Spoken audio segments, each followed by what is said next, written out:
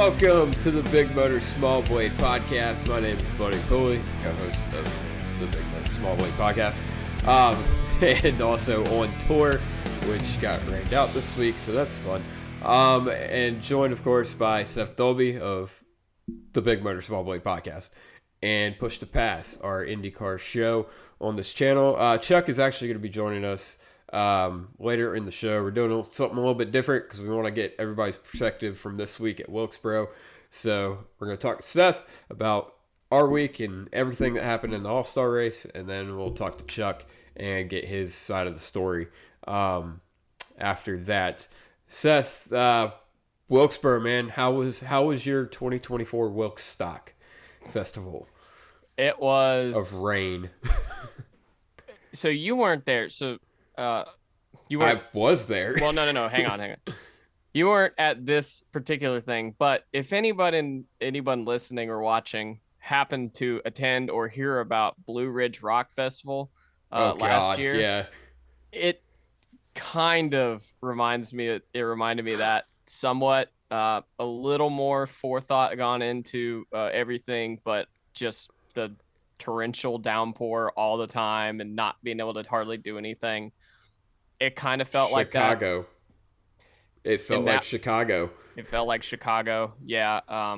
Except they shoved us under a shed.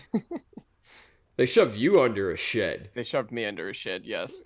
Yeah, do you want to elaborate? Okay, so Saturday, the lightning hits, and it's not raining yet. No, you had gone off gallivanting, trying to watch Kyle Larson qualify. Yes. Yeah. That's what I was doing. I was going off to try and watch qualifying, and end up at the SHR trailer. Thank you to Dale. He put up the qualifying on for me, or tried his absolute best to. It was not working very well, but we were getting it done. And the rain kept coming, and usually they close those things, and they were really trying to keep it open for us. And they had bags over the computers, they had everything down, they were trying as hard as they could. And that hard part or that heavy portion of the rain finally came through, and they were like, yeah, no, we have to close, we have to get out. Yeah. So we all run out and hide under the ticket booth, and all of a sudden a bunch of security guard people are coming up get in here, and they're pointing toward the shed that's off of turn 4. They're like, everyone get in here. We're like, all right, cool. So we ran in there. So if anyone wants to know, there's welders and grills and banners and all sorts of shit underneath the North Wilkesboro shed. So there's all sorts of little nuggets and nooks and crannies over there in Wilkesboro. Oh, and a bunch of sticker tires in there too, which was random. What the hell? Yeah, it sounds like just Otis's workshop, honestly. That's what I think we should call it from now on. That's a pretty good. I think that's what we're gonna go with. Did you hand out any business cards while amongst the people? No. You fucking dick. I had to pee the entire time and was trying to make sure it didn't happen in there. Seeing as there's no bathroom. Okay. I guess that's fair given the events that happened on Sunday. And yes, but also it gets increasingly harder to hold it in when it's raining like that outside. You just see water everywhere. It's kind of rough. You lack willpower. I mean, I didn't piss myself, so Yeah. No, it was a very rainy week, which is fucking annoying. We didn't really get a full day of anything until literally Sunday. Everything got rained out Tuesday and Wednesday. Thursday was fine. I went to the Holler Parade. That was a fun time. Downtown Wilkesboro is a great place to hang out. Lots of good restaurants and just a cool small town feel. Friday, we saw practice. The most important part, we saw Kevin Harvick run. That was all I gave a shit about, and it happened. And then they could fuck off with whatever else they were doing. Qualifying, I guess. Yes. Okay. Which ended up doing on Saturday. And then we got part of the truck race in, and torrential downpour. Yeah, I don't know, man. a lot of hurry up and wait. that, that was what it was. So that sucks. But all in all, I mean, it was a fun week. I mean, a great crowd. We had I think we had a great time on Sunday once everything finally started getting going. Yeah, Sunday was great. Yeah, Long day, but very long day. a Yes. great time nonetheless. Yeah. I didn't think it would be that like I didn't think it would feel that long as a day because we've done that before where it was a truck race and a cup race later, but Yeah.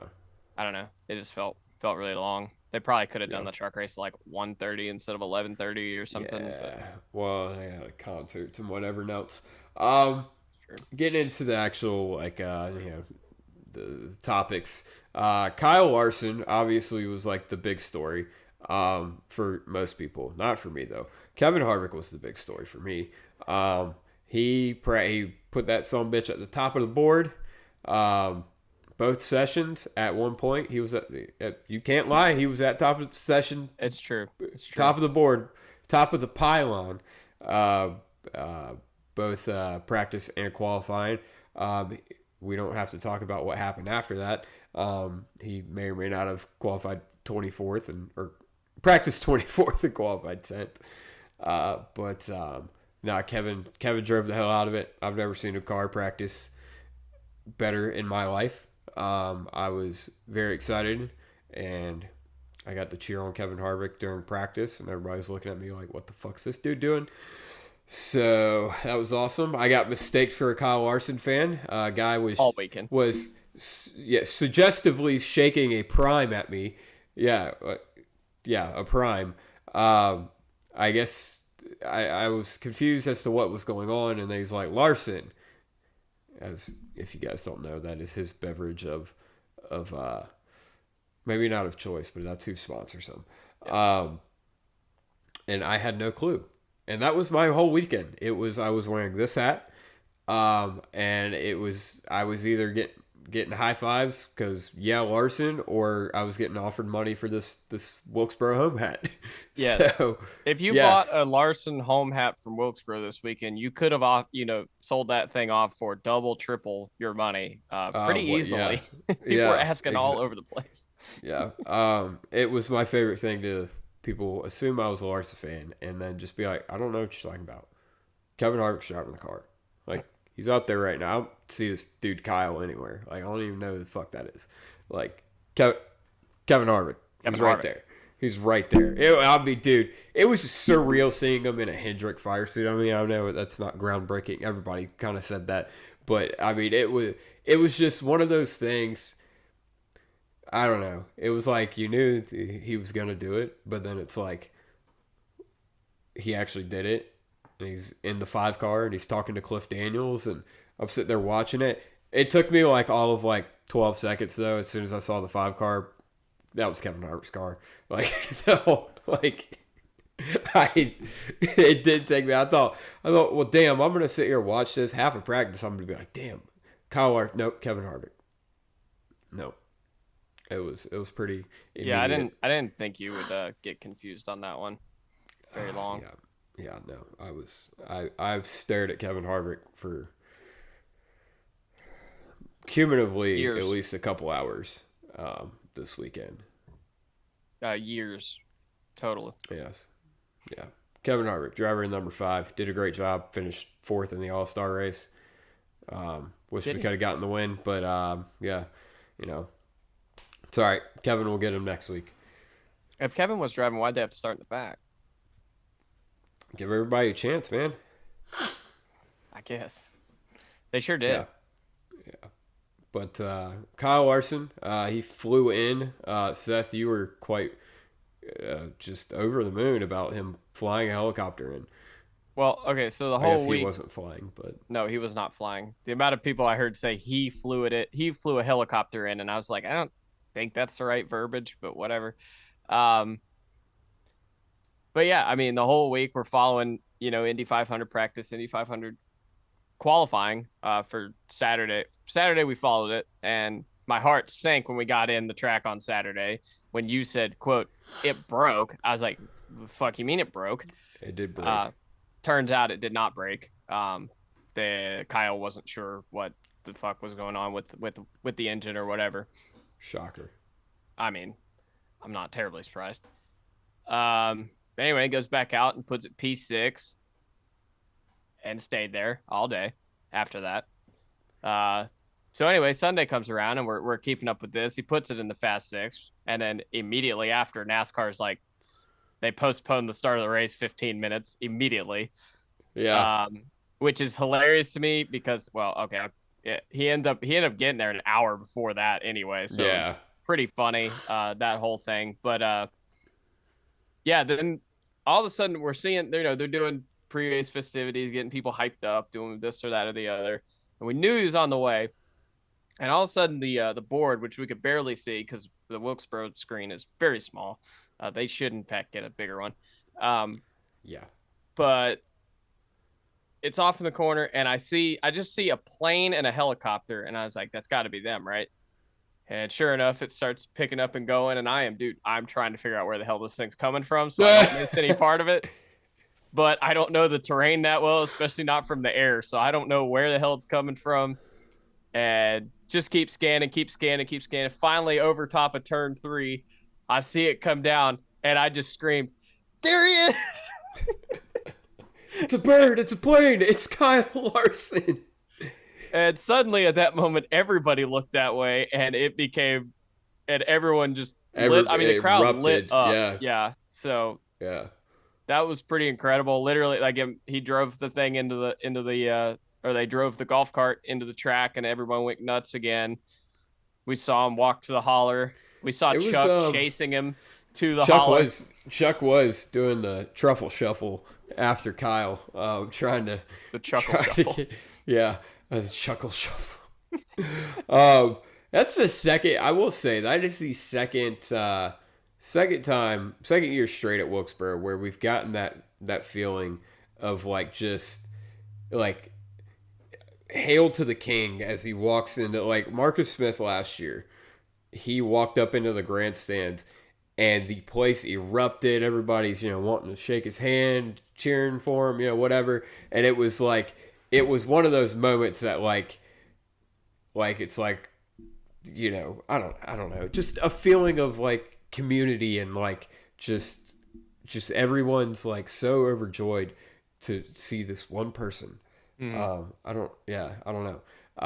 It is, A-list celeb status in NASCAR, which obviously Kyle is, but that was the same feeling I got this Wilkesboro.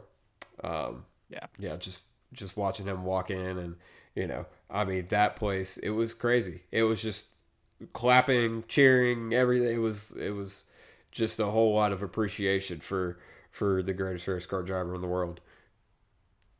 So you say. Yeah. But yeah, I mean, that was not even close. That was my favorite moment of the weekend. It was absolutely fucking electric. Yeah. The whole once we got in the grandstand Sunday was just electric. Yeah. I mean, they obviously had to postpone it, so there was a little bit of downtime, but everybody's there. Driver intros, they had the drivers walk right there in front of the fans in the actual walkway in the grandstands. So that was awesome. It was real intimate driver intros, which was really cool. And Wilkesboro, obviously the grandstands are smaller. There's not as many seats, but you get that feeling of intimacy and like you are on top of the action and you're on like you were. Everybody there. It just adds to the electricity of the feeling. And I mean, we were sitting there singing songs, and we weren't quite singing Kumbaya, but more like Country Roads, Take It Home. But it was a great atmosphere to be in. And that's the thing. It's like last year was spectacular, and the revival was spectacular, and I keep waiting for it to die down a little bit, and it hasn't. Like, yeah, it seemed like it was going to, and then we get there Sunday, and it's like, nope. Yeah, all this talk about how they weren't selling tickets and all this, that, and the third, and the place was pretty fucking packed. Mm-hmm. Obviously, that was for Kevin Harvick. Totally. Yeah, for sure. Appreciate that 5 crew screwing up that pit stop. Kevin would have put that son of a bitch at the top of the board for longer if they had not done that. So appreciate that. Quite possibly, but they did fix it on race day for somehow. They did. They were better. Yeah, glad you can get it done for that fucking shrub. Wrong. Anyway, that's true. Getting into the actual race. Speaking of that, Kyle. Dude, everything about Wilkesboro is like how a NASCAR race should be put on. As far as like the events, how full the weekend is, you know, the fanfare, the concerts, the atmosphere, everything about it should be the playbook for how a NASCAR race should be presented. Except for the actual fucking race. Like, and it's no fault of SMI. They obviously we had a repave, and it was a great repave. Like, maybe one of the best repaves we've ever seen. Immediately, we had 2 groups of racing. Like, off the truck. It was just this car sucks. This car sucks. This car sucks. Like, yeah. That's all cool. I have for that. All right. I've been tooting this drum since, before everyone else was, because I was watching this racing in 2022 going, yeah, this is not going to be very good very long. It's frustrating. Obviously,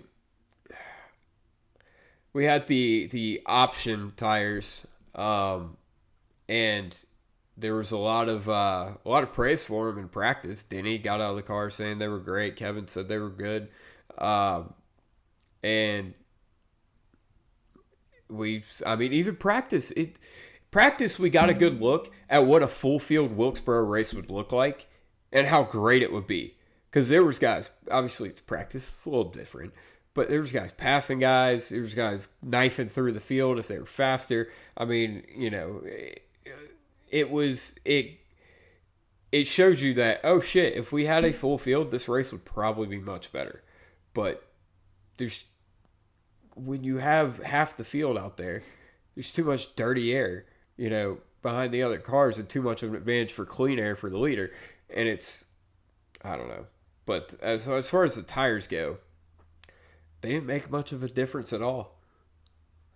No, they didn't. Like, I don't know. I don't know what to say. I mean, I think part of it was a repave, and no tire was going to wear to the point that we want it to wear to. So I hope they keep this tire, because it did seem like people did think it was going to be better, but I don't know. I'd still like to see the tire at a track that's not freshly repaved. Yeah, like an Iowa or something. Yeah. But it's just sad. It really is. It's just disappointing, because we see how great the track can be. We see how much people care about this, and we're moving this short track package through Congress. It seems like, with how slowly it's improving, and it hadn't improved at all. So yeah, I don't know. Other than that, I don't really. I feel like either way, like, even though they did a good job, they've done a good job with the repave and everything. I feel like the fact that it's a repave, like, I mean, we saw how after 10 laps it pretty much became a top feeder race, and that's always going to be hard to pass in. Like, that's just kind of the way it is. So, yeah, the only thing necessarily, because you look at I think. Well, I'm just saying, anytime you get if you had a tire that wore, I think the bottom would work. I think you could make it work. Usually when the tires wear, we migrate up. Yeah, well, that's fucking right. I think I'm thinking about like California, or like I don't know. The only thing that bugged me was that there wasn't a major difference. Again, this is the second time we've done a option tire for the Cup Series in an All-Star race, and neither time has it looked that different in the race. No. And I mean, think Goodyear's gaslighting us, being honest with you. maybe. I don't really know. They were blistering in practice. Yeah, That's not really a gaslighting thing. I think that's just a yeah, team's adjusted to it and they had yeah. 2 days to think about it. I think that's really all it is. I mean, we saw half the field get off of them early in the race, and then most of them used them again as a scuff set. Yeah. But yeah, I don't know. It didn't make much difference. Like the only guys like the amount of times I see, okay, I saw a bunch of people saying, yeah, we saw passing. So and so moved up from the back to the front, or ish. You know, Larson did. Uh, Bubba did. I think Chase Elliott did it to an extent. I think there was maybe one or other two guys. All that passing happened in the first 10 laps after a restart. Exactly. You After that, couldn't it do didn't. anything. After that, nothing happened. And Yeah. I mean, they made Larson's car a really short run capable car on the Pumped up last the air run. pressures. Yeah. Because of that. That's the whole reason that they're like, hey, maybe if he can find a way to get by them, you know, at the start, he could probably hold them off. And it took Buescher like 25 laps after that to pass him. And he was way faster. Yeah. Obviously. So Joey Logano, who won the race, by the way, you can tell we don't really give a shit. Probably had I said it. He probably had the 10th or 15th best car, but he was out front, so he won the race. Led damn near every lap. Never fucking pulled away. As soon as he got to traffic, look at that. Everybody came right back to him because he didn't have clean air anymore. Like, it was pretty clear he did not have the best car. It's just, you couldn't do anything. Like, we saw side-by-side racing. Yeah, that's true. But that was because the track is, Wilkesboro is awesome, and you're able to do that. But if there's no fall off in the tires, then you're just gonna see the same shit over and over and over. Like you see, I don't know. Because of the way the car is and the way the tires didn't wear.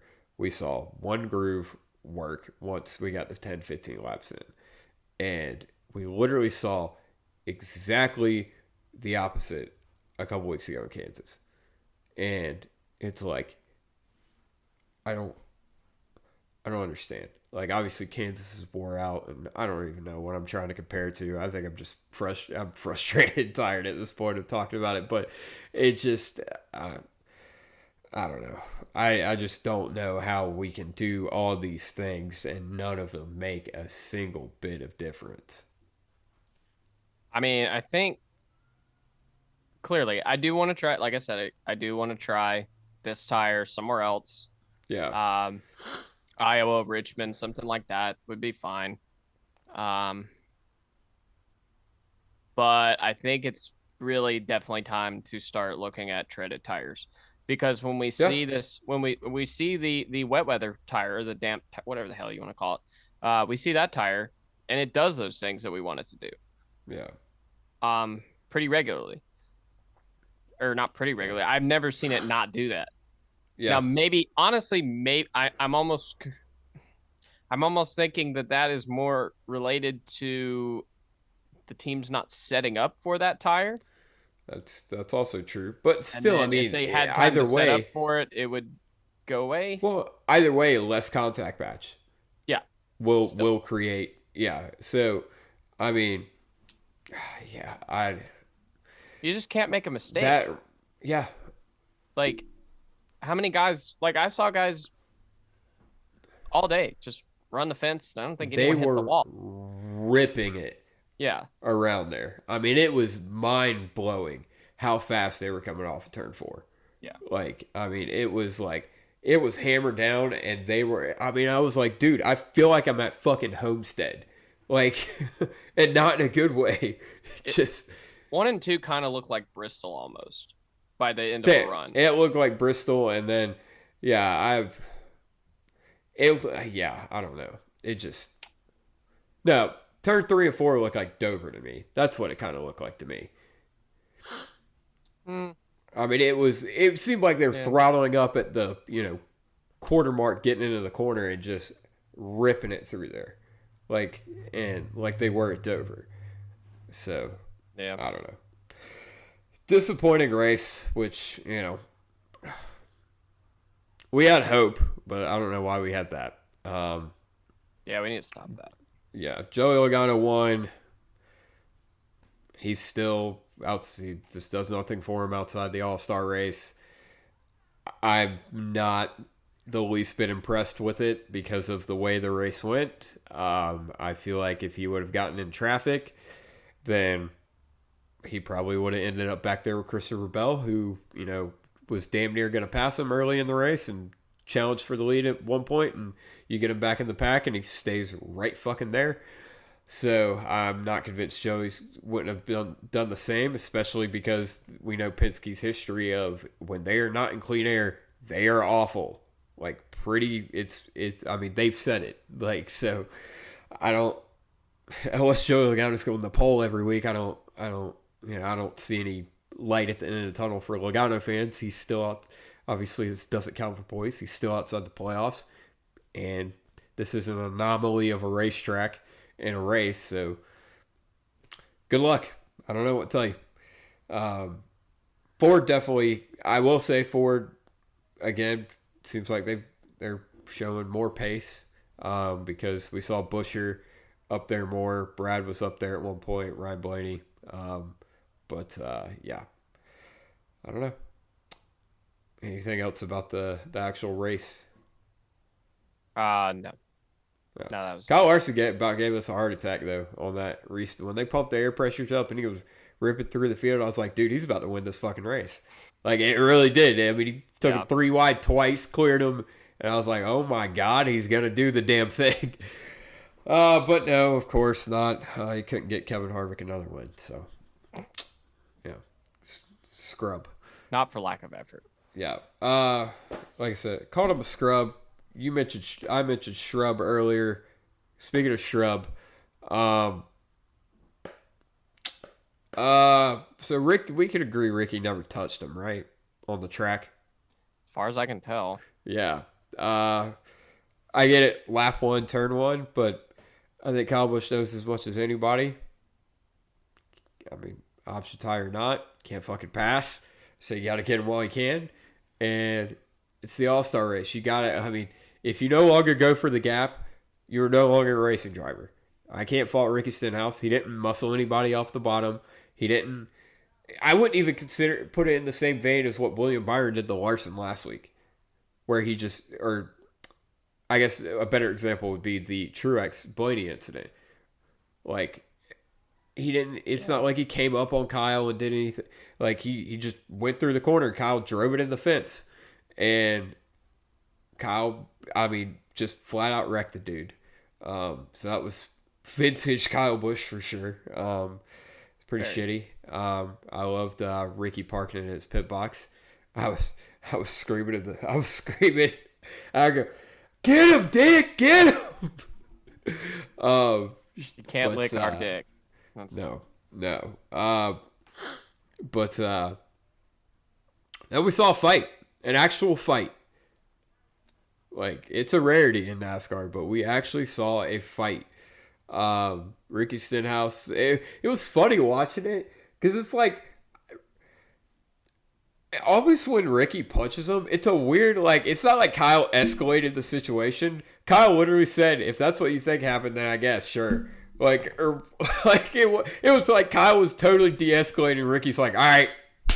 Like, it just clocks him. Like, it was kind of weird. It was almost like Ricky was like, all right, I feel like I have to build up the courage. So I got to talk to him. I got to yell at him first. And then Kyle didn't say anything. He was like, damn it, he didn't piss me off more. Gotta just go for it. Yeah, I mean, he clean hit. Yeah. He got him. He connected for sure. And then Ricky Stenhouse Sr. decided he wanted to get him some of that too. I mean, which I think people say he punched him. I don't think he punched him. I think he was trying to grab Kyle, keep from Kyle going back after Ricky. And then Kyle was like, you know what? I'm hitting Ricky Stenhouse. Senior, junior, I don't give a shit. he punches Ricky Stenhouse Senior as Ricky's on the ground trying to yell at NASCAR security, "Get my dad! Go get my dad!" Something I screamed a long time ago when I was a child. Yeah, no one went and got him. No, I don't know. That was a great fight. I've watched it no short of 100 times. Top tier, best thing from the weekend. Yes. 100%. Other than Kyle coming in on a helicopter. Yeah.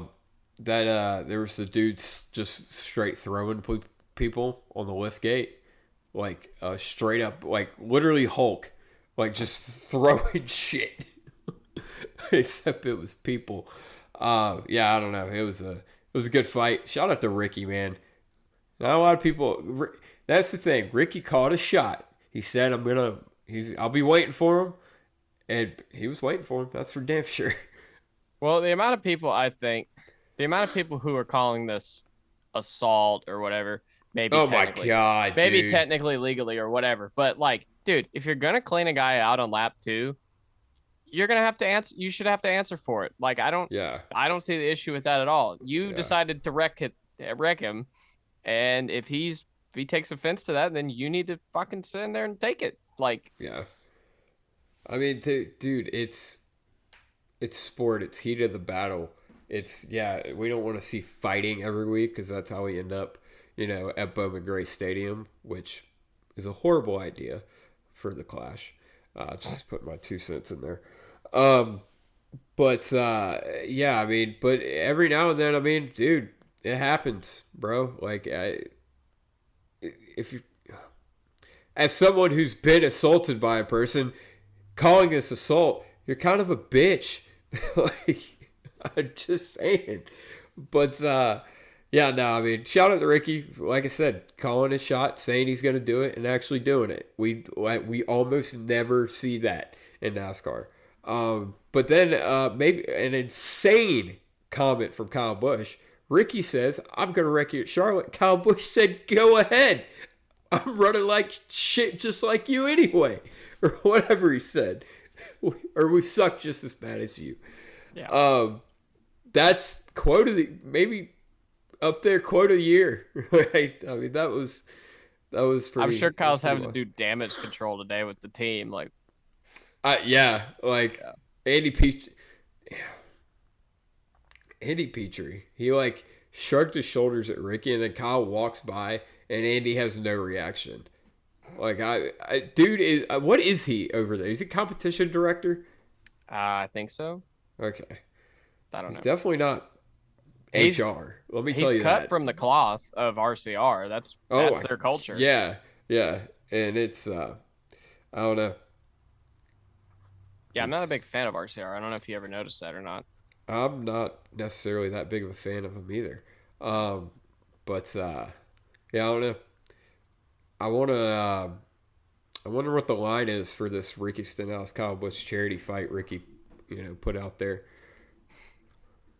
Well, Ricky's probably the favorite. Ricky probably is the favorite, but Kyle wasn't going in there looking for a fight, and we've seen Kyle. He got a clean hit on Joey Logano. Debatably. Well, okay, not clean hit, but he got a hit. Yes. He had some pass interference on that one. But I don't know. That Ricky's hit that ranks up there with the Chastain and the Hemrick on the Gregson. So for me at least. Other than that, you have anything else from Wilkesboro? No, not particularly. Yeah. Long week. Long, wet week. I do want to give a shout out to North Wilkesboro, though, about the repave and the logistics plan for Wilkesboro, even in these, kind of crazy circumstances, was top tier. Yeah. Like, it was very good. Everything was well thought out, well planned. It was last year, and they just kept with the status quo, and it nothing fazed him. So we greatly appreciate that, because there's been a lot of races where that hadn't been the case. Yep. We're I don't know. Larson is doing the double. Obviously, you've been the Larson fan. I want to get your thoughts and your feeling of anticipation as you prepare to go to the Indy 500. Well, okay, so obviously I'm excited. Wow. A certain former president better not get in the way. It was announced shortly before that we were going to record that Donald Trump plans on attending the Coca-Cola 600, and it was pointed out that this may affect Kyle Larson's flight to Charlotte on Sunday. That would maybe be the most un-American thing ever. Yes. Which isn't out of character for that fucking box of orange juice. Maybe he's coming to see Kyle because his fucking face is the same color as Kyle's car. I don't know. Maybe, I don't know. Yeah. He was in the McLaren. He was in the McLaren paddock for the Miami Grand Prix. What? Just have him go. Yeah, I don't know. Just have him show up for 5 minutes at the Indy 500 and then go home. Maybe, I don't know. I don't want him at the 500 either. I think it would suck if that be the reason Larson has to be late or whatever. Yeah. I mean, I think if he's late for that NASCAR has no choice but to postpone and hold off until he gets there. Like, you're the one that let that bastard get in there. You kind of have to, I feel like. But anyway, so let's ignore that. And the weather forecasts, it all look like shit. Fuck it. Doesn't matter. I don't know. He's starting 5th. His practice today, they were a little slow. I didn't watch it. I don't know what the deal is with that. We'll have to see. "Quote unquote" resident Kyle Larson expert. Resident is the big keyword there. It means it's as good as we got. I don't know. I mean, he had weird practice speeds all last week, and they wound up top 5. I think it'll be fine. Yeah, in qualifying. So I think this week is just going to be solely about getting Kyle as much race experience as possible. And there's still going to be things he doesn't know. If he's in a late race restart, late race battle for a spot, he's not going to probably have the racecraft to do exactly what he needs to do yet. Just, you don't know what you don't know. So there's that. I'm looking at a top 10. I think that's totally feasible. Anything better than that would be spectacular. And then Charlotte, obviously, I'm looking at a win. It's entirely possible. I think it would be absurd to expect anything less. Why would that be absurd? Because he's Kyle fucking Larson. And he can win on any given day in a cup car. Like, very true. Yeah. He won Martinsville last year. No, I'm not shocked by anything this dude does. It's very true. All right. Yeah, we'll definitely be following along. We got some cool content planned for the Larson double. Obviously, Seth will be there. Chuck and I will be at the 600. So that will be fun. I'm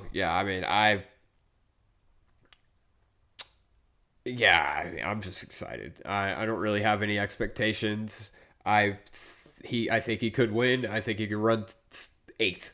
I don't know. But I think the fact that we're sitting here talking about him coming off of a 5th place qualifying effort,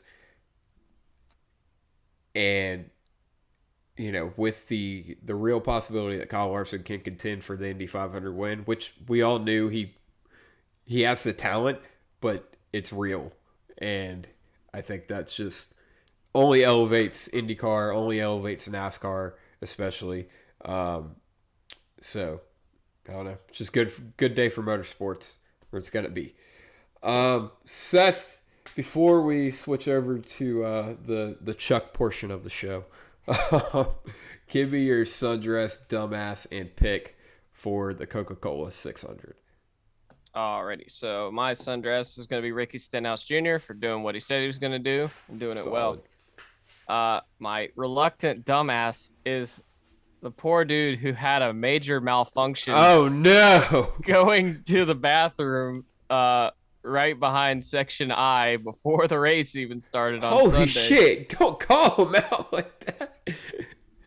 I mean, look, if you were there and you saw it, I mean, everybody saw it that when it happened.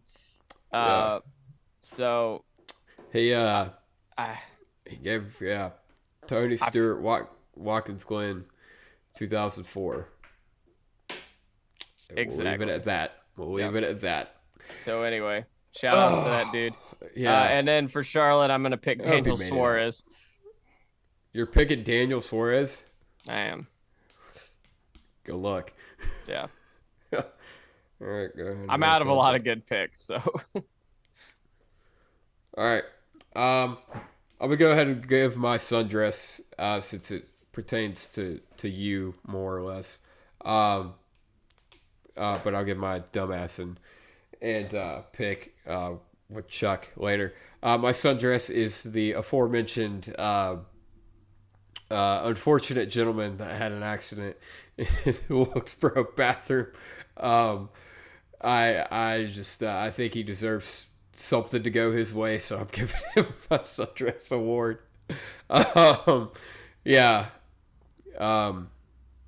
If I were him, I would have been sitting there in the bathroom just like, I don't know. Ricky Stenhouse came in here, cold cocked me, and shit my pants. Yeah. I don't know. Poor guy. That's it. That's all you got. Any last words? That's it. Okay, cool. We getting a push it pass? We are gonna get an Indy 500 preview of some kind. Yes. Okay. All right. Cool. So look out for that, and we'll be right back with Chuck. Hi, Chuck. Hi, Seth. Hope you had fun. Through the magic of shitty video editing, we're at the Chuck portion of the show. As you can tell, it's later on in the day. I have more energy in me than I did earlier and a new shirt. So, Chuck, Seth and I shared our experiences this week in North Wilkesboro. Give me a nice brief overview of what Chuck was doing. I could give you a more accurate representation if I had a water bottle because I could make it look like it was raining. Yeah. You're a big media boy this week. Big media boy, and I did a whole lot of sitting in the media center watching the rain fall. In the dark media center. In the dark media center on Saturday, yeah. Yeah. Tuesday, I was dressed and prepared to go to the racetrack. Never even left my day job because they canceled. Wednesday, we went to the racetrack and sat there through the rain until 11 o'clock at night, and they canceled. Yep. Friday, they ran the least important session of the day. I guess the two least important sessions of the day. And then it rained, and they postponed everything and canceled open qualifying. And then Saturday came, and it rained. Hang on, what's even the kicker is they almost got completely through open qualifying only to scrap it. Yeah, exactly. They ran like all but 3 cars, wasn't it? Yeah, I think it was all but 2 or 3, yeah. And poor Justin Haley, dude. He went from starting second to starting like ass last. Yeah. And then, Saturday rolls around and we ran 81 laps of a truck race, and then God flushed the toilet again. And this time God flushed the toilet. That's a new one. Yeah, he did clog it. This time he clogged it because it flooded. Crew guys were swimming down pit road. Poor Christian Eckes, he got lost out there. So we were sitting in the media center. Dude, hold on. Christian, we didn't talk about this earlier. No, I totally forgot about the flood. Look, we were tired. All these days have been running together. Christian Eckes looked like he was walking out of the ocean from like deep sea, like snorkeling. Like, it was the best part was because for a second I forgot that he doesn't drive for Tricon because Tricon posted it on Twitter. It was like, somebody help Christian Hackett. I was like, wait, that's not even their driver. They just genuinely care. And then why was he out there? I think his truck was parked down there, and maybe he left some of his gear down there. I don't think he found it because it was higher than pit road wall. Yeah. But I love the video. I don't know if you saw it. RFK posted it, and they were trying to figure out if it was which tires were theirs floating down pit road. Yeah. So as much as the situation sucked, we had fun. We made a lot of jokes in the media center. Greg Engel said, I think we might have a window when the eye passes over. So the power goes out, then the Wi-Fi went out, and that's when all of us were like, oh, now we can't do anything. Now we really should go home. Oh, no. The Wi-Fi goes out in the Wi-Fi goes in out, the and media center. People lose their mind. That's like running out of water in the Sahara Desert for you people. Especially in North Wilkesboro, because you know how much service is in Wilkes County without Wi-Fi? I'll give you a hint, none. I had great service all weekend. Really? Yeah. That's shocking, honestly, because 90% of the county has no service. What carrier? Never mind. Not important. Wake up in the morning, I piss excellence. That's what happens. So yeah, it was. Half of us got stuck getting out of the media lot because it was muddy and flooding. That was cool. Not really. I didn't get stuck. I'm like Buddy said. I wake up in the morning. I stayed remarkably dry. So everybody I was with and talked to got absolutely just showered upon, and I was fine. Dude, I got a golf cart ride and I was still soaked. So I don't know how you managed that. Yeah. Sunday rolled around, and it was super fun to be a member of the media that day, from truck race to show off the Open to the All-Star race to even Kyle Larson. That happened. That was cool. It felt like the longest day of my life. Okay, good. We weren't the only ones who felt like it was a long day. So I won't go on too much, but Anthony and I were standing. Anthony Damcott, my coworker, and I were. Shout out to him, man. I met him for the first time. He's a great dude. That is a great dude. It is. We'll have him on sometime soon. Yes, absolutely. He even did Little Car Big Track with SVG's race win from Chicago as his protest for SVG not being in the All-Star race. That was him? Yes. Oh, shit. Hell yeah. Good for him. All right. That's your rundown from Down Under this week, by the way. We don't have one. So, yeah, the rundown is Shane got hoed. That's it. Yeah. So he's about to hoe him next week.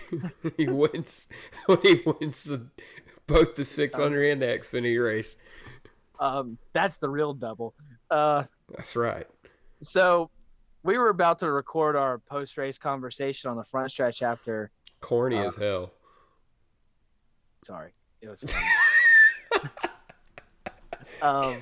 Go ahead. After the All-Star race, and I was like, oh man, the truck race was today. That feels like it was 3 days ago. Yeah. I've been up that long. I've been here that long. Yeah. Yeah. So it was, we left the track well after 1 o'clock in the morning. I got about 3 hours sleep last night, and here we are. So it was a fun weekend. It would have been way more fun if it didn't rain, but cannot control Mother Nature.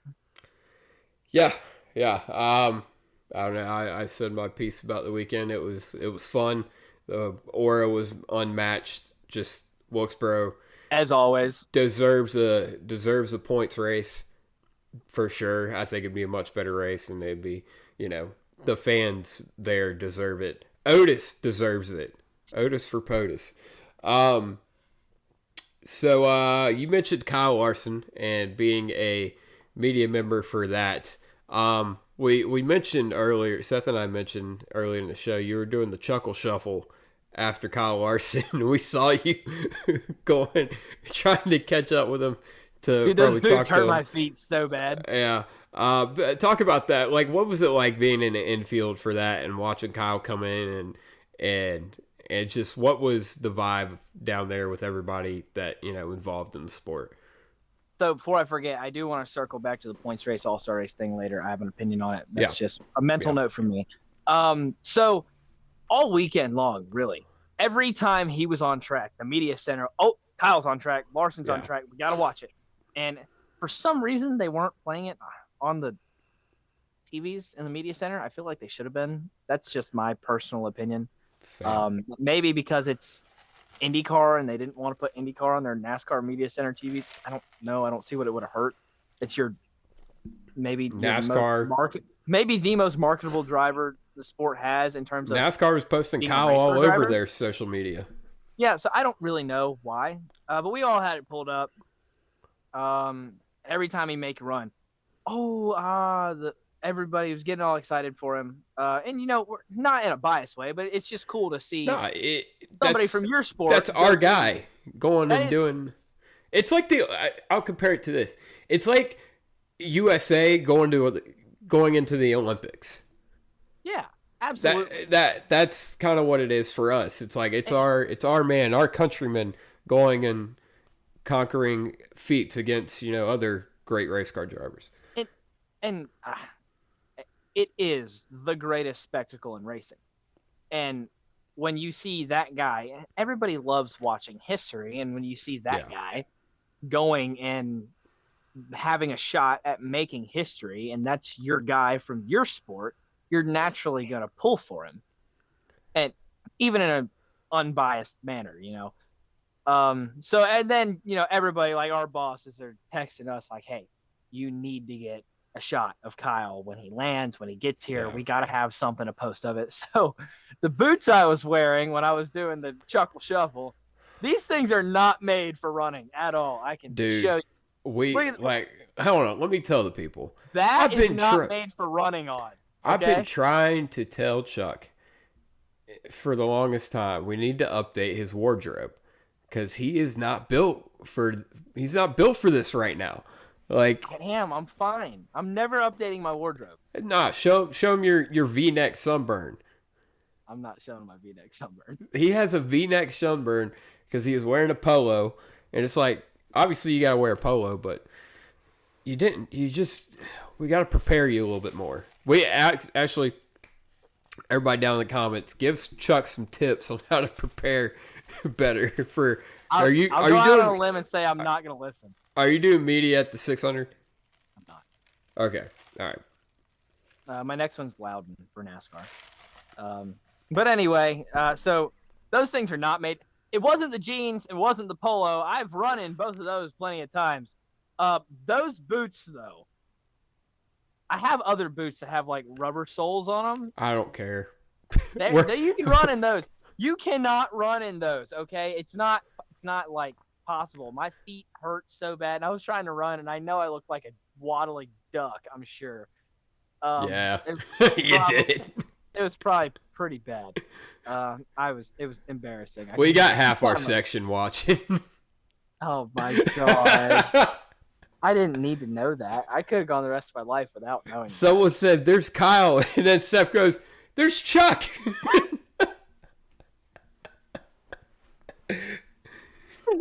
Yeah. Oh, so yeah, watching him, like, even when the helicopter arrived. Yeah. And you turn around and the whole grandstand goes nuts. And it's just different. Imagine it next week. I'm sure. And I'll be in the grandstands then, so I'll get to experience that side of it. Because being in the stands is different than being on pit road.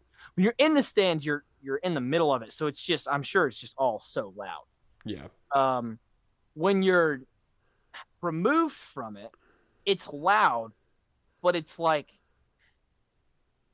I just said, you're literally removed from it. So you turn around and you can see like this whole barrier of sound coming at you because everybody starts screaming. Yeah. And you're like, oh shoot, this is real. Okay. I compared it to last year when Marcus Smith, they introduced him and he came up into the grandstands before the race started last year. And the whole place erupted. I remember that. And and that's what it felt like to me. And the funniest thing was like, so I paid close attention to see who had the loudest cheer. Yeah. I think he may have. He did. He 100% Did he? did. I couldn't tell. It wasn't Chase Elliott. I thought Ross had another really loud one too. Ross had a loud one. Kyle had the loudest. Chase had a lot of boos. I might heard have a just lot been of me. boos for Chase. No, I did. From pit road, I heard a lot of boos for Chase, and it kind of surprised me. Well, Yeah. It did, but it didn't. But yeah, I kind of knew. And then immediately after Kyle, Denny comes out, and it goes from yay to boo. I know everybody's booing, and I'm just standing there like, yeah, go Denny. So I turned to the guy next to me, and I was like, man, what a tale of two drivers, huh? Yeah, seriously. So the whole Kyle thing was cool, and then even, talking to him afterwards, the question I asked him was about having, a test run now at getting from Indy to Charlotte, and he kind of joked. He was like, well, I've made the flight plenty of times. It's an hour if you're wondering, but he was like, I've made the flight too, Kyle. And he was just more, he kind of went into a lot of detail, and he was just saying how That's a good question to ask. it's nice to know what they need to do better. Like he mentioned that he didn't have a fire suit on the plane, so he had to change in between the plane and the helicopter. So next week they're going to have the fire suit on the plane so that he can change on the way to Charlotte. Yeah. Did he say whether or not, did he get like an IV or anything? He didn't say. Okay, because I remember Kurt did. I remember because they did a little docu on Kurt when he did it, and when he was flying from the 500 to the 600, he got an IV in the helicopter and everything. But anyway, go ahead. Yeah, that's not something anybody asked. I don't know. We were there I was there for the whole post-race bullpen media scrum. That was my responsibility. They told me, get Larson. That's all we need. That's all we care about. It's an exhibition race. And I was like, got it. I ended up on TV, actually, because TV interrupted us. And I was just standing there. And so you can see me laughing in the background of Kyle's TV interview at you two clowns because you started screaming, Chuck. Yeah, we were like, this is probably one of Chuck's biggest interviews of his life. Let's yell at him. Let's scream at him, right? It's great because no one outside of this show and a couple other people know that we call you Chuck, so everybody's like, who the hell are they yelling at? Like, everybody in my crowd turns, it's like, what are they yelling at? And I'm just sitting there like, don't laugh.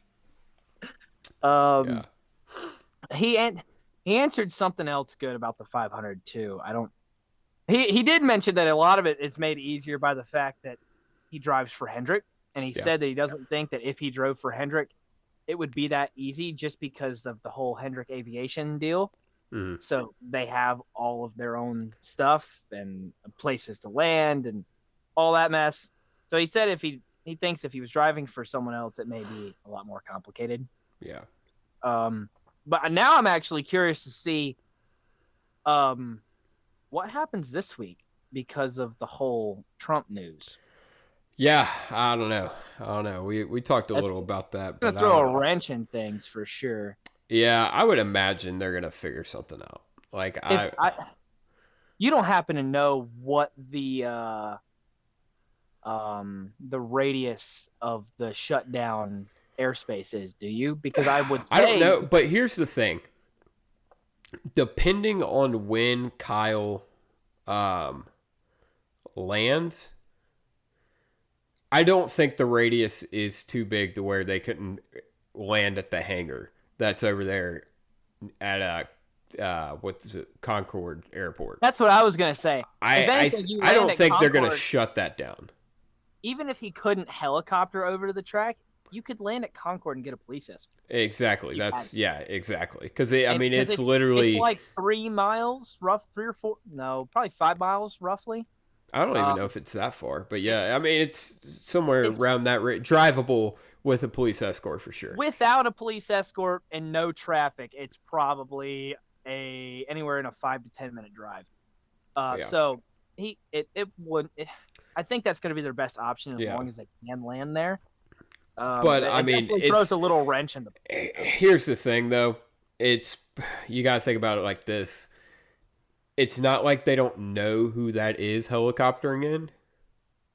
This is true. So it's different in a normal situation where they have a former president, or whatever you want to call him, there. Obviously, they shut down a lot of the airspace, but you know exactly who this is. I'm sure if they needed to, they could get security clearance or have someone, clear the helicopter pilot of any wrongdoing, do a quick background check on. Like I don't know what they do. I don't know what that entails, but I don't think it's gonna be. The more I've thought about it, the more I think it'll be okay. But yeah, I think for the fans' sake at the racetrack, I hope they can find a way to get him helicopter men racetrack, because that would kind of, for everybody that's followed along in this journey and been so John invested, Andretti, Tony Stewart, Robbie Gordon, Kurt Busch, all helicoptered in. Yeah, that would right there on the front stretch. So it would suck if he couldn't do that. Yeah, it would suck a lot. So I hope that for everybody's sake, because there's so many people that are invested in this. I hope that they can complete it the right way. Yeah. Well, I mean, Kurt blew up on like lap 70, so that's not completed the right way. Yeah. But yeah. But moving into the actual race, I think I know the answer to this. Like the race it sucked. Like it wasn't very good. What did you hear from people down with boots, boots on the ground, finger on the pulse, whatever you want to call it? What'd you hear after the race, even during the race, from people? So, well, how about this? Before the race, what was the consensus?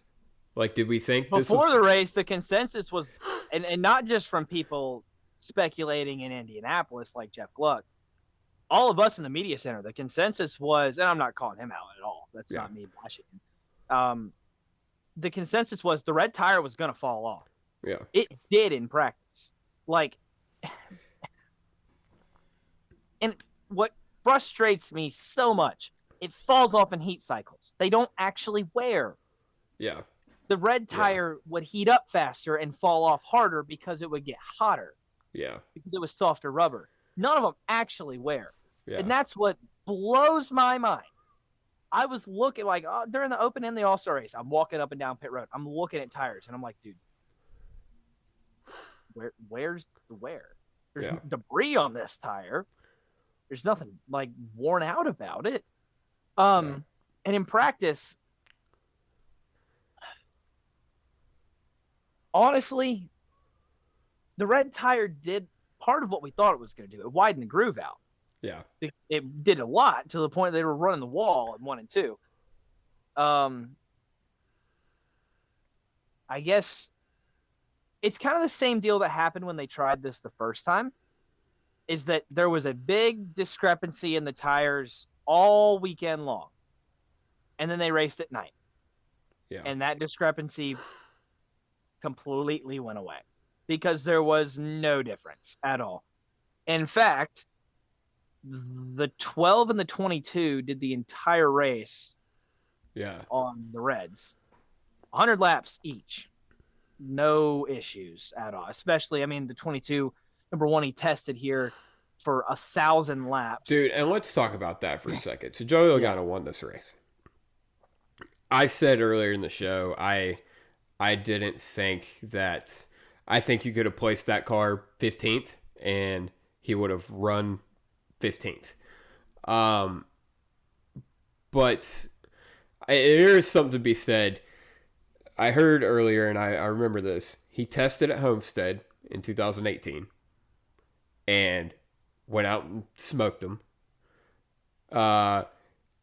He also had a couple weeks to prepare for that. He had a couple weeks to prepare for Phoenix in 2022 because he won the first race. He tested here, won this race, led all but one lap. There is something I might want to back. I don't want to backtrack, but I think it could go either way. It could. I need to see more out of this 22 team. There's something to be said that they could, if given enough time, ample time to prepare, the 22 team can hit it. The problem is that's about the only time they can hit it. Yeah. They need light years more time than most everybody else, most other top teams to find a way to be the car. And yeah, I don't know. I don't even look at that side as much as I look at the fact that I think we need to have a long, hard look at the way the sport handles testing.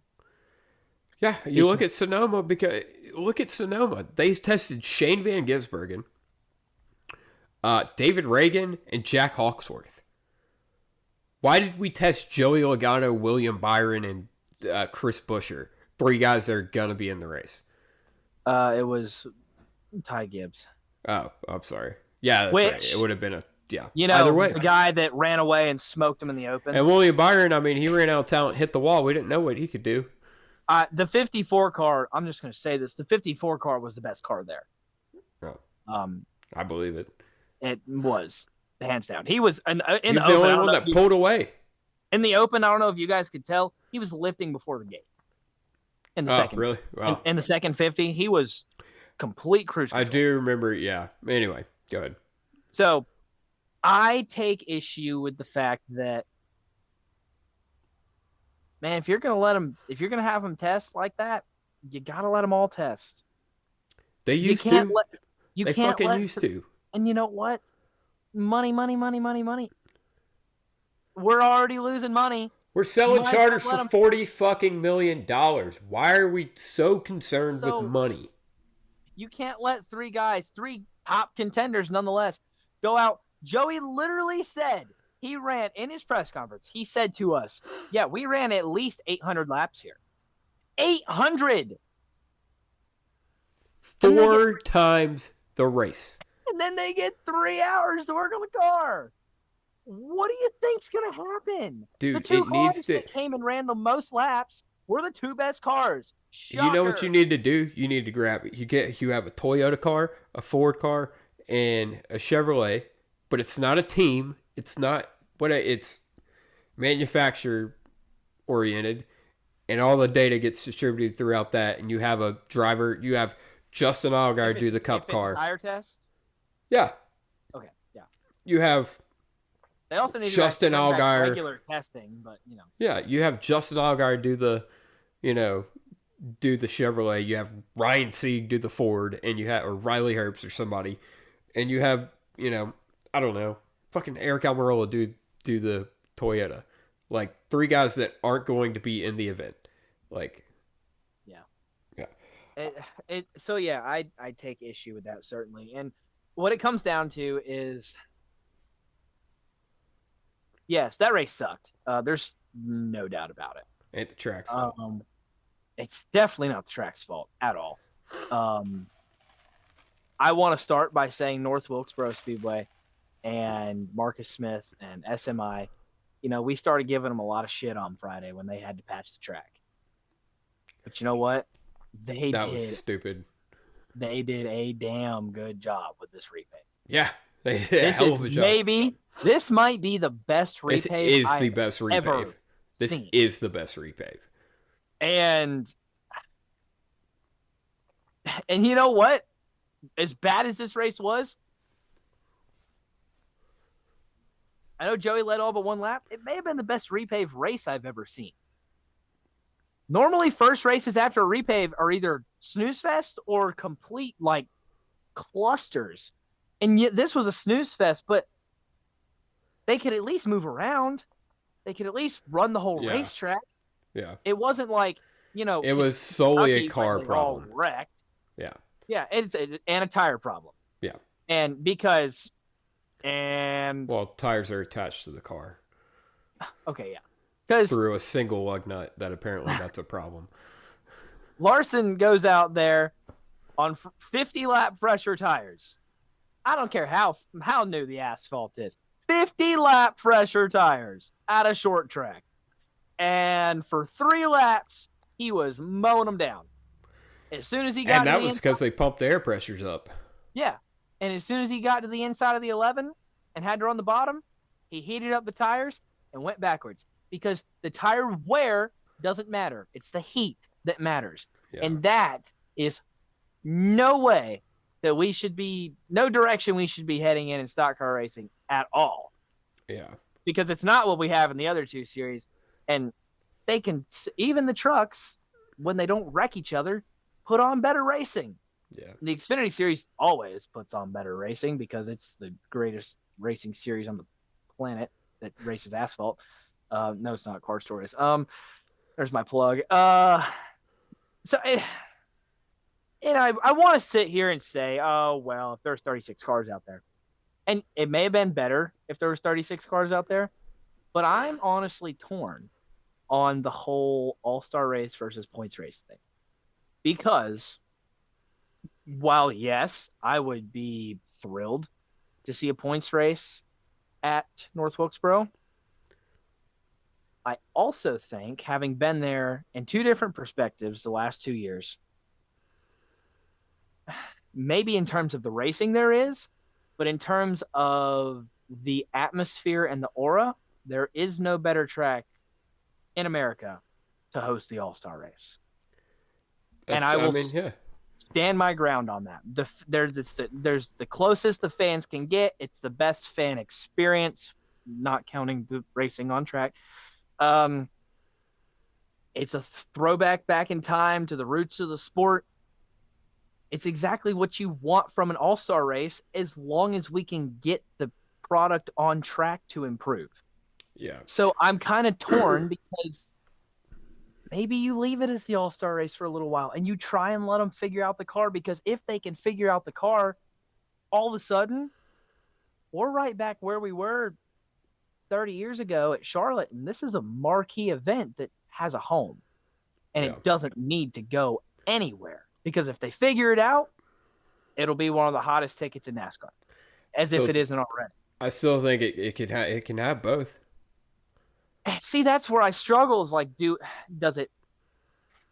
Here's the thing: if you give it a points race, if you give it a points race, you got to put it at a marquee place on the schedule. Playoffs. I mean, yeah, you have to, but it can't be, middle of the first round. Vegas the second day. Dude, it needs to be one of the final, it needs to be a championship for clinching track. Yeah. Because it can produce, once it gets to that point, we can fix this car. It will produce the racing that we want to see. That's the only thing I wonder is like, okay, if they were to figure out the racing, and the All-Star race being there is perfect, right? Would it take away any from the All-Star race to be going back there in the fall? Or does it didn't take anything away from the Coca-Cola 600. I guess this is true. I don't know. We used to run 3 times at Charlotte. It's just like, I don't know. Wilkesboro's like, I don't want to. Maybe I'm just scared that we dilute it and they leave it again. I don't know. I don't think they shouldn't.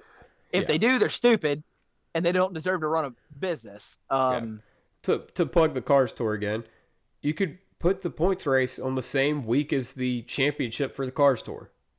You cut. Oh. Huh? You froze up for a minute, but I heard you. I don't know how I'd feel about that. I would want to say I agree, but at the same time, okay, if you did that, no other Xfinity or trucks. I mean, it's just because really know. If you did that, it would have to be Cars Tour and Cup. Because I'm not taking away from the Cars Tour crowning their champion on Saturday night. That needs to be the second biggest event of the weekend. Yeah. It wouldn't be a bad idea. Really wouldn't. And shout out to the Cars Tour, because without them, we wouldn't even have this freaking racetrack. So. Yep. Yep, that's for damn sure. We're getting a little into weeds here. Let's talk about this fight. Where? So you were talking to Kyle when this. I do have a perspective, though. I do. Okay, all right. So on track incident, what is your viewpoint of it? So my live viewpoint of it is I had no clue. I was standing right at the start finish line, and all of a sudden I see the caution lights. Yeah, well, once you see once you've seen the replay, do you? I'm getting there. So we're like, me and Anthony are like, what happened? It's lap 2, and then we see the 47 come down pit road. We're like, yeah. Oh, and then he parks in the 8th box, and we're like, oh. So we finally, they did care center interviews in the photo room. So I go to the photo room, and I'm waiting on Ricky, along with everybody else, and they're playing it on the TV, and I think they showed Ty Gibbs in car, for like the entire lap and a half. So he's right behind the whole thing the entire time. Ricky didn't fence him. No, he didn't. Kyle fenced himself. Yeah. And then bounced off into Ricky. Kyle tried to send him in 3 and 4, and then he just flat out dumped him. Yeah. And 1 and 2. No remorse. And so I don't know. I still haven't heard the TV interview, so I don't know what he said to TV. But I know he came in to us, and Peter Strada, shout out to Peter, was like, "What'd you say to his crew?" And he was like, "Well, first of all, I parked in his box because I figured that's something Kyle would do." Yeah. And then I climbed up there and I told Randall he could tell Kyle over the radio I'll see him after the race. And then a couple other questions. Somebody said, "What do you need to hear from Kyle to make it?" He's nothing. I'll handle it. And then Matt Weaver said, "How are you going to handle it?" And he said, "I guess you'll have to wait and see." Yeah. And we're all thinking, whatever. He's bluffing, just like all these guys are always bluffing. I even went back to the media center side and I said to Anthony, I said, he's bluffing. He's not going to do anything. And then I was like, I don't know. Ricky might. Ricky stands on business. Ricky does stand on business. So we will see. And the whole night, Tom, because we have like a chat going with updates on what they want us to get for content. And we had decided that Anthony, since he's taller and has the tripod, Anthony was to follow Kyle Busch and I was to go get Larson. Well, I'm at Larson and I look over my shoulder and I see Kyle Busch and the whole damn entourage behind him. Anthony was right there with his camera. Everybody, dude. It was like 100. It literally looked like an army. And it was Anthony, it was Bob, it was Jordan, it was Davey Siegel, it was obviously Peter Strada. He got one of the best vantage points. It was everybody. And I'm like, I looked over and I thought to myself, holy shit. Kyle Busch is, and I turned, I'm like, he's going straight to the garage here. He's headed there. He's not waiting around. Yeah. They're going to settle this right now. And we're mid-interview with Larson, and the crowd starts going nuts. And we could barely see the big screen, as Anthony called it, it's not jumbo, it's just a Tron, in turn 4. We can barely see it, but all I see is a dude in a zone fire suit just like completely hulking people off the trailer. That's exactly what I said. And I was like, we were all looking at each other, and Kyle's sitting there like trying not to laugh, Larson. And we're all like, what the fuck is going on? I'm not supposed to be cussing, sorry. But that was our genuine reaction. Like, we were like, what on earth are we missing?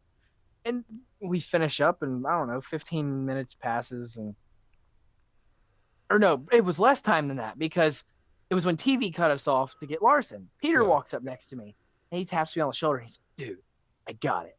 I'm like, God, what? And he's like, Ricky and KFB. And I'm like, did they fight? And he's like, oh, yeah. And I'm like, punches thrown? And he's like, oh, yeah. And I'm like, who won? He was like, Ricky clocked him. And I'm like, no way. And he's like, yeah, I got it all on camera. I was like right there in the front. I'm like, you good? And he was like, yeah, I don't know if Davey and Bob are, though.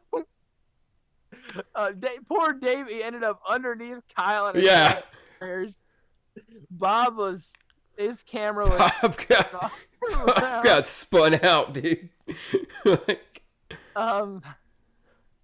But yeah, Ricky clocked him, dude. I don't care if anybody thinks Ricky missed or He connected, bro. Or Ricky threw a baby punch. You need to find a better angle because, okay, in order to not like he knocks his fucking water bottle out of his hand and he never touched the water bottle. His hat off sideways, dude. Yes, dude. If you need to see it, Kyle was so fucking delirious after that hit. He was punching the wrong Ricky Stenhouse. If you need to see a good angle of it, anybody listening, go to Xfinity Racing's Twitter and watch I don't know whose angle that was, but they posted it, and you could hear the punch. It's to his face. Yeah. And then poor Ricky Jr., he's on the ground. Dad, somebody get my dad, because Senior's over there fighting Kyle Busch, and he got clocked. Kyle landed a punch on him. Yeah, he landed two. Somebody's over there choking Kyle Busch on one of the hauler cords, and then here comes this big country pit crew guy. And he, get out of here, get out. We were like... He threw two people at once. He grabbed two whole human beings and just like... launched them. Get out of here. So we were cracking up in the media center for so long because then the memes start coming in. None of us could stop laughing. Especially when the picture of Davey started going around. Oh my God, dude. And then the picture of Ricky Stenhouse standing there like your mom when you come home after your curfew. Yeah. Just, he was ready. He was ready. Man of his word. I'll give him props. Stands on business. He did not lie to us. No, he didn't. Bluff. He said he was going to see him after the race. He saw him, and then Kyle saw his fist. So I don't know if he saw his fist, but he felt it. That's the thing. It's like it almost seemed like Kyle was ready to de-escalate the situation.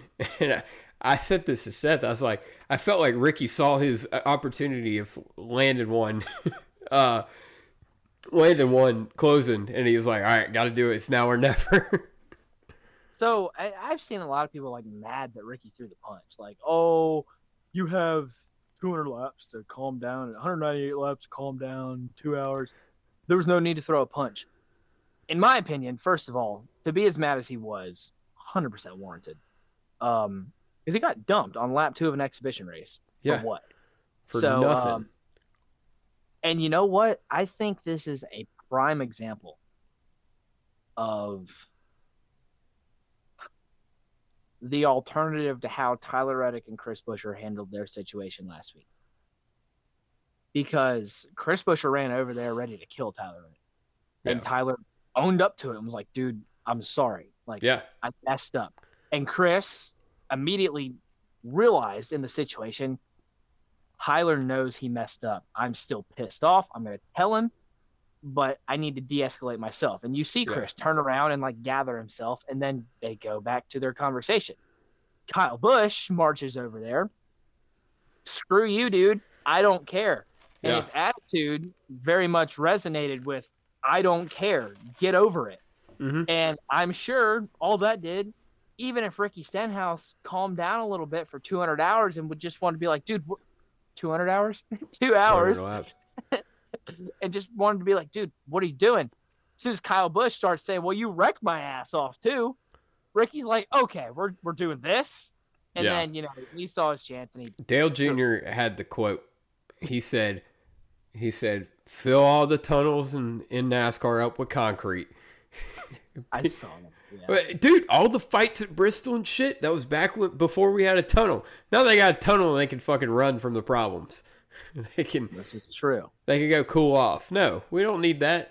That's why the night race didn't hold the prestige it used to. Because we fucking put a tunnel in there. Because they don't throw down after the race, man. Exactly. This is how we do it in Wilkes County. Yeah, gosh darn it, yeah. No, I mean, it was... Ricky won the fight. Kyle might have won the spat, though. I told Seth this. I was like, dude, the comeback of I suck just as bad as you, bring it. Weird flex, Kyle, but okay. Yeah. Yeah. Yeah. I wonder how that's going to go down, how that went down in their team meeting today. So, Kyle, we suck. Yeah, and you know what he's going to tell him? Yeah, we fucking suck. We're back there getting put 3 wide with Ricky Stenhouse. He's not wrong. Yeah. But, I don't know. So, yeah, overall, that made the night. Good fight. We should have more fights. Now we don't have to say that the most recent All-Star race fight was Clint Boyer T-Rexing Ryan Newman's helmet through. The Rock'em Sock'em Robots? Yeah, no. Yeah. No, this was. Hey, he didn't sucker punch him like Matt Crafton. He stood there and he's like, all right, I'm gonna listen to you, and you got that stupid Kyle Busch smirk on your face. I'm gonna hit you. But exactly what happened. Yeah. Other than that, I think that's about it. Oh, the truck race. You want to talk? Well, there's one thing to talk about in that truck race. That's old Lima Bean himself. Wow. So, I do want to start by saying I personally thought the truck race was fantastic. It was good. It was a good race for sure. You had everything you wanted the Cup race to be. Three lanes. They were using them all. And the thing I liked about it was, you know, passing's supposed to be possible, not easy. Yeah. And it was possible, not easy in the truck race. If you had a better truck, you could work a guy over and pass him. And Butterbean proved that. He drove from the back to the top 5. Not only did he do it the first time, after he sped on pit road, it took him like 30 laps to go from last to the top 10. Yeah. And when he got to the fast trucks, he got to Christian Eckes, and he worked him over. They made contact. Christian doored him and threw him the bird. Yep. But like Welcome to NASCAR. It was possible, you know. It was like, it kind of felt like old school short track racing. And the battle at the end with the top, 2 through 7 was Corey Heim was on rails. Yeah. I think Butterbean could have been up there with him had he ever gotten the track. I think he would. He's never had it. And Grant too. Grant was mired back all day, and Grant was the only truck in Pratt. Well, Grant and Butterbean were the only 2 trucks all weekend long that had showed anything for Corey. Yeah. And they were the 2 that charged to the front at the end. So, as the Cars Tour guy for both us and Front Stretch, there was a very strong sense of pride watching him drive through the field at the end. It was I ain't never been to the grandstand seen so many people give a damn about a truck race. it was just maybe not in that aspect, but for me, you know, watching somebody I've talked to, you know, plenty of times in the Cars Tour garage, have that kind of success in his debut. It was just like watching Carson at Martinsville. It was like a proud moment where you feel like you're speaking for the series community as a whole to say, and just like we talked about with Larson earlier, that's our guy. Exactly. And it was it was so cool to watch. Yeah, you saw Carson Elledge down there, you know, after the race, give him a big old hug and tell him we're proud of him, and that spoke for, you know, especially us, because we cover this stuff. You look at it like, look, he's not even the best in the Cars Tour right now. For sure. But there's 4 or 5 other guys that could go out and do the same damn thing. Yeah. And, you know, that's just the truth. I mean, and Butterbean was fastest in practice, and he could have won the damn race. Yeah. And those were his first laps in a truck, too. Exactly. And if before anybody says, oh, well, he has laps at Wilkesboro, completely different racetrack from last year. He had just as many. Anything. Yeah, exactly. You can't take anything from last year. Yeah, he had some laps in the test. So, but that levels the playing field. for not having any laps in the truck. Yeah. Because when I talked to him on Saturday morning, he said, dude, it's totally different. The racetrack's the same. They don't drive anything alike. I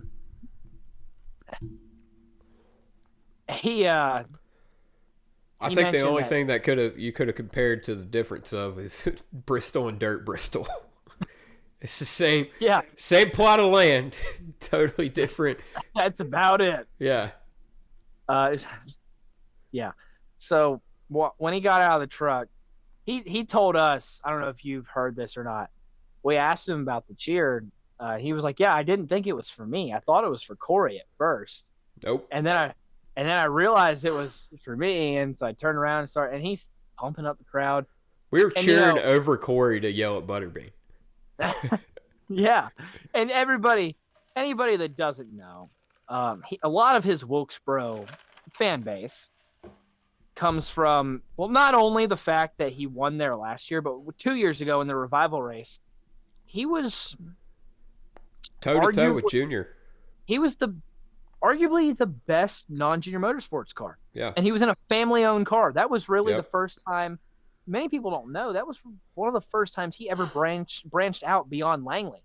Yeah. And was actually competitive. Yeah. And he ran second all night to Carson and blew up late in the race. And that's why the stat sheet will show he finished like 23rd or something. But, and then he goes and wins there last year, and he gets out and says, "This is the biggest win of my life," and then follows it up with, "We're going to Waffle House."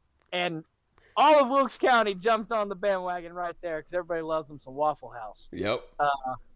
So, he's everything those people in Wilkes County love about a racer. Yeah. And sure. I mean, he's won, for those of you who don't know and maybe haven't watched On Tour, go watch On Tour. But he's won Wilkesboro. He won the South Carolina 400 last year, and Thanksgiving Classic. Yeah, thank you. I was trying to remember the last one. But yeah, I mean, he's like a 2 or 3 time winner of Hampton Heat. So yeah. And how many track championships does he have at Langley? 3. 3, yeah. So I mean, get used to saying it, Butterbean, and put it back on the fucking back windshield. Yeah. That tweet blew up, by the way. I know. I saw it. I was like, look at old Chuck. 200,000 people, and I was like, oh my gosh, that's me. And I will say this as well. I don't want anybody to think that the Cars Tour community appreciates Carson Kvapil less because of the difference in fan reaction. Because number one, Carson ran at Martinsville. Had he run at North Wilkesboro and done the same thing, he probably would have gotten a similar reaction to a slightly smaller extent. But, and I will say this on behalf of the entire Car Store community, they serve 2 different roles. Butterbean is, and they're probably 1A and 1B, if not 1A and 1C in the Car Store right now. I'd put Connor Hall maybe in the middle of them. Butterbean serves the role as the outspoken personality fan favorite. Yeah. That brings publicity to the sport. And Carson serves the role as the spokesperson, the most accomplished, the next star. He's with the juggernaut of the car store. And now their background's similar. Carson doesn't have any money. He doesn't have really much behind him. But he is with the juggernaut organization who's getting pushed through the ranks with JRM and Chevrolet. Butterbean, at least at the moment, is just a good old boy who got a shot at a truck ride. And that's not to knock Carson and say, he didn't earn it, because he absolutely 100% did. But there is, a lot of, everybody knows Dale Earnhardt Jr. Not a lot of people know Lee Pulliam. Like, if you don't, you should, though. Yeah. Hell of a race car driver. Yep. And I want to elaborate on that point a little bit, because we did some press conferences on Wednesday. And I was talking to James Pike, Car Store reporter, who was setting it all up. And I was one of the only people there asking questions. And I asked him, are we going to have Josh Berry? Because he was in the race. And he said, honestly, I'm not going to ask Josh to do it, because Josh did this for 4 years. Josh is the all-time wins leader. He's got a championship. And then he took us to the top. He's in the Cup Series now. He's done everything there is to do for this series. That's Carson's role now. Yeah. Carson. Butterbean is the fan favorite spokesperson. Carson is the business spokesperson. He is if you needed a guy to put on a suit and tie and go out there and tell you, this is the Cars Tour, this is what we do, and this is why you should be here and watch us, you'd pick Carson Kvapil. If you needed a guy to go out and party at Waffle House and bring people to watch the Cars Tour, you'd pick Butterbean. We don't appreciate either of them more than the other one. It's kind of like to get different reaction. It's kind of like when Kevin Harvick and Denny Hamlin were both being super outspoken about the safety concerns in NASCAR. It was Kevin, was a little bit more buttoned up than Denny, and then Denny's just kind of out there just throwing shit out the wall. NASCAR sucks. Yeah. But you should definitely still cheer for Butterbean. Don't boo him like you do Denny. But don't boo Butterbean. No, don't boo Carson. Cheer for all of them. Yeah, exactly. Shout out Lane Riggs too. He also made us proud. Shout out to Landon Huffman. I'm sorry you had to deal with my drunk ass. I forgot about that. Yeah. In the grandstands at Wilkesboro, we were wearing matching Dale Earnhardt Winston shirts, so that was pretty cool. Other than that, who's your sundress and dumbass and picks and all that good stuff? Oh gosh, so I have a dumbass. I've saved this story all weekend long for this. Okay. Sundress. I'm gonna go Ricky Stenhouse. Have you guys used him? Yeah, I already used him. We used him because we thought you were gonna say Butterbean. I figured you guys would have said Butterbean. I'll say. No, we saved him just for you. I'll say Butterbean. Right. I don't need obviously. So dumbass has to do with Butterbean. Not him. So yours truly went and did a one-on-one interview with Butterbean Friday before practice. Oh, Jesus Christ. Our guy Rob Blunt, he did the camera work for us. It was fantastic. He did a great job. Had my brand new microphone. It was a great interview, and we got done. Guess who didn't turn the mic on? Jesus Christ, Chuck. Good Lord. So, needless to say, I had to go back and redo that interview Saturday morning, and thankfully, he knows the face, Butterbean does, and he was gracious enough to allow my dumbass to speak again. Wow. So got to turn on the mic. So that was my first time ever using it. And I just I've never used one before, and I totally I plugged the thing in and I had the windscreen on. I forgot to take the actual microphone and turn it on. Well, since I had the adapter plugged into the phone, it blocked out. We don't care how your technology works. You didn't hit on. That's all we need to know. Yeah. Who's your pick for the Coca-Cola 600? Who'd you guys pick? Seth picked Daniel Suarez. I am going last because my pick sucked. Pick it Darlington or this week? It was from Darlington. Okay. So I was gonna say, I picked Timmy Hill this week. There's no way he did worse than me. Poor Timmy. I'm looking at my list right now. So I'm gonna pick. Oh, I've already picked him. What an idiot. No, we just did that segment. I'm kind of torn here. I think I'll pick. Seth picked Daniel Suarez already? Yeah.